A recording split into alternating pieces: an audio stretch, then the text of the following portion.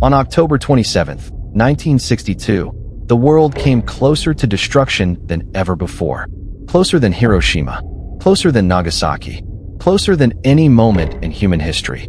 And yet, humanity survived, not because of presidents or generals, but because of one quiet man trapped inside a suffocating submarine at the bottom of the Atlantic.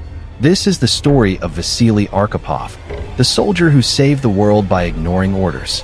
In 1962, the Cold War was a silent knife pressed against the throat of the planet. The United States had placed nuclear missiles in Turkey, aimed straight at the Soviet Union. The Soviets responded by secretly installing their own nuclear missiles in Cuba, aimed straight at the United States.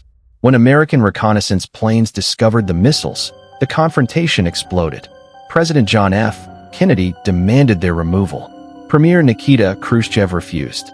Millions of people believed nuclear war was inevitable. Children practiced hiding under desks. Families built bomb shelters. Governments prepared evacuation plans that could never truly work. The world was breathing in fear. Far below the surface of the Atlantic Ocean, the Soviet Union sent 4 submarines to break the American blockade around Cuba. Each submarine carried deadly torpedoes, but one submarine, B-59, carried something far more dangerous. A nuclear torpedo with the power of the Hiroshima bomb. One single launch could trigger the end of civilization. Inside this submarine, deep in the blackness of the ocean, sat a man named Vasili Arkhipov. He wasn't the captain. He wasn't the commander of the submarine. But he held a unique power. He was the flotilla commander, the only officer who had authority over all 4 Soviet submarines in the region. And on B-59, he was one of only 3 men whose approval was required to launch the nuclear torpedo. The captain, the political officer, and Vasili Arkhipov.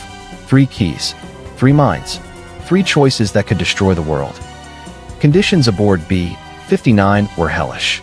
The submarine had been underwater for days, unable to surface because American warships patrolled above.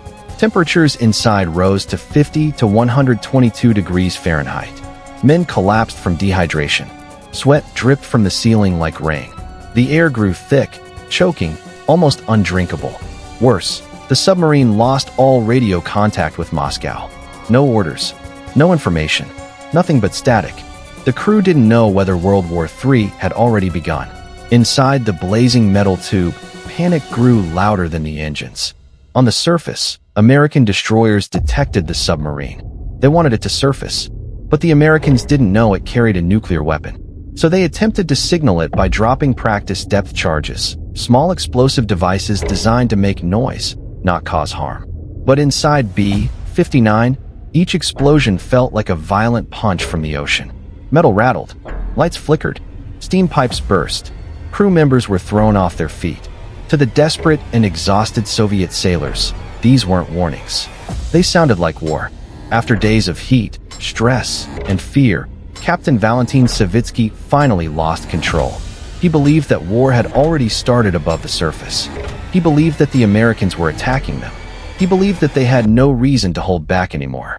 And so he gave the most dangerous order a human being could make. Prepare the nuclear torpedo. The crew froze. One launch would unleash a nuclear explosion in the Atlantic. The U.S. fleet would retaliate instantly. Moscow would respond. In hours, cities across the world would vanish in fire. But on the submarine, the captain no longer cared. If we are going to die, he shouted, then we will die fighting. The political officer agreed with him. 2 approvals were complete. Only one man stood between the world and a nuclear war. Vasili Arkhipov. In the chaos of the submarine, with alarms screaming and explosions thundering outside, Vasili didn't shout. He didn't panic. He didn't break. He simply said one word. No. The captain stared at him furiously. What do you mean, no? We are under attack. Vasili answered calmly. If we launch, the world will truly be at war. We must surface and confirm before we destroy the planet. Voices rose. Men argued. The heat burned their lungs. The submarine shook from American depth charges. But Vasili refused. He was the only man in the room thinking beyond the walls of the submarine. Thinking of his wife, his family, his country, the world. He understood something the others didn't. Sometimes the greatest courage is refusing to fight. For long minutes, The three officers argued in the boiling darkness. A decision that would determine the fate of humanity hung on a knife edge. But Vasili did not bend. He did not break. Slowly, painfully, he convinced the captain to abandon the launch order. The submarine rose toward the surface, unsure whether American ships would attack them the moment they appeared. It was a desperate gamble, but Vasili insisted. B-59 broke through the waves, gasping for air after days of suffocating heat. American ships surrounded them, but they did not fire. The world had been saved, and no one on those American ships even knew it. When the submarine returned to the Soviet Union, the men expected honor, recognition, respect. Instead, they were insulted for allowing themselves to be detected by the Americans. Their suffering was dismissed, their near-death experience buried, their heroism forgotten. Vasili Arkhipov returned home quietly. He farmed. He worked. He lived a simple, unrecognized life. He never bragged, never asked for credit, never told the world what he had done. He simply lived, in a world that existed only because of him. Decades passed. The Cold War ended. Governments changed. What they found shocked them. They discovered that on that October day in 1962, the world was only seconds away from nuclear annihilation.